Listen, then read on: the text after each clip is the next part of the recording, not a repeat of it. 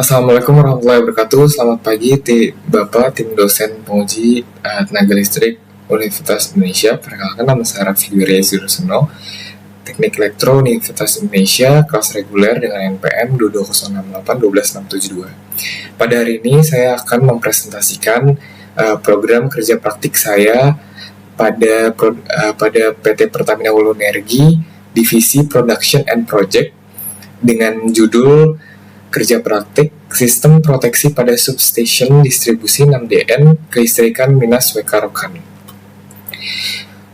Profil dari perusahaan Pertamina Hulu Energi merupakan anak dari perusahaan PT Pertamina Persero yang berfokus pada eksplorasi dan produksi minyak dan gas bumi. Berperan sebagai subholding upstream Pertamina yang mengelola berbagai blok migas melalui anak perusahaan dan afiliasinya yang mencakup aset domestik dan internasional.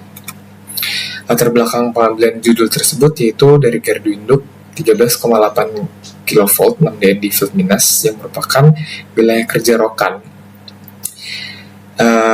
Bagian penting dari sistem distribusi tenaga listrik yang melayani kebutuhan operasional. Dari gardu induk ini mendukung produksi minyak dan gas yang membutuhkan keandalan serta efisiensi dari sistem proteksi sangat krusial juga dalam menjaga kelangsungan pasokan listrik secara efisien. Sistem proteksi dan teknologi yang diterapkan di GI6DN ini bertujuan untuk meningkatkan keandalan sistem, mencegah gangguan, serta mempercepat pemulihan apabila terjadi gangguan. Tujuan umumnya itu memahami ke sistem proteksi di GI 13,8 kV Minas. Tujuan khususnya itu mengidentifikasi jenis-jenis proteksi listrik, memahami prinsip kerja relay dan CB, mengevaluasi sistem SCADA dalam mendukung proteksi. Waktu dan tempat pelaksanaan kerja praktik yaitu di PHI Tower, Jakarta Selatan, periodenya 20 Januari sampai 20 Februari 2025. Fokusnya untuk observasi dan analisis sistem proteksi di GI 6DN Minas. Ini merupakan single line diagram Minas 6DN Pertamina Hulu Rokan. Tujuan sistem proteksi itu ada 4, yaitu mendeteksi dan melokalisir gangguan yang pertama, yang kedua mencegah kerusakan untuk peralatan listrik, yang ketiga menjaga stabilitas jaringan listrik sehingga pasokan listrik tetap berjalan dengan efisien, yang keempat yaitu melindungi personel dari risiko tegangan berbahaya. Sistem proteksi listrik didefinisikan sebagai peran utama untuk mendeteksi, mengisolasi, dan menangani gangguan dalam sistem tenaga agar tidak menyebar ke bagian lain.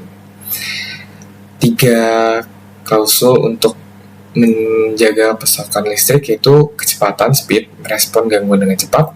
2 selektivitas, hanya memutus bagian yang terkena gangguan saja.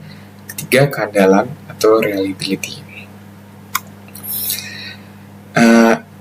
Ini merupakan relay sistem proteksi yang secara umum jaringan tegangan tinggi ke rendah, menurunkan tegangan, serta menyalurkan listrik ke konsumen.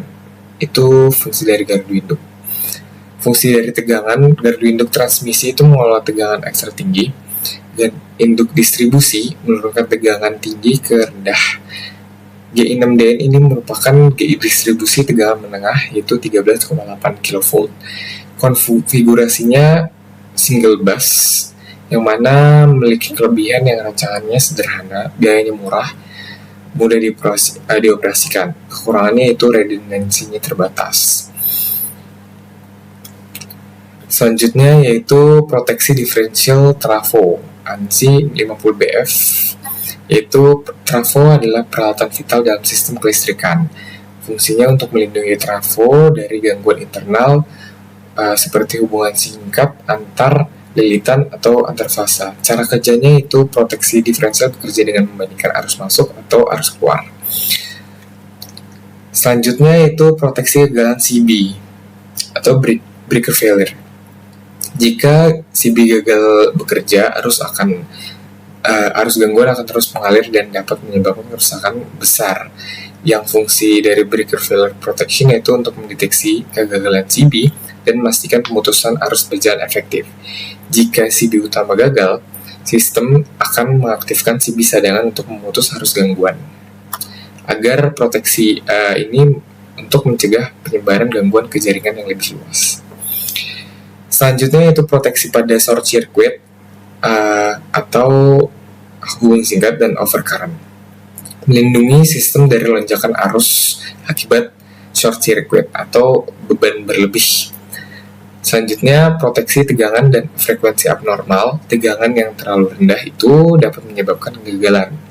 Frekuensi tidak stabil itu juga dapat merusak generator atau motor listrik ban. Fungsinya memonitor perubahan frekuensi dan menghindari kerusakan akibat fluktuasi frekuensi. Karena pada PT Pertamina Hulu Energi ini memiliki konfigurasi frekuensi 60 Hz, sedangkan PT PLN pasokan listriknya biasanya 50 Hz. Selanjutnya proteksi sambaran petir. Fungsinya untuk melindungi sistem dari lonjakan tegangan akibat sambaran petir. Sambaran petir juga dapat menyebabkan tegangan lebih yang merusak isolasi peralatan. Lightning arrestor juga mengalirkan tegangan berlebih langsung ke tanah atau untuk mencegah kerusakan atau grounding. Saya jenis dari relay overcurrent itu digunakan untuk jika mengalami variasi beban yang bisa menyebabkan arus berlebih. Kedua, relay ground fault yang berguna untuk melindungi trafo dan kabel distribusi dari gangguan isolasi yang terjadi akibat faktor lingkungan.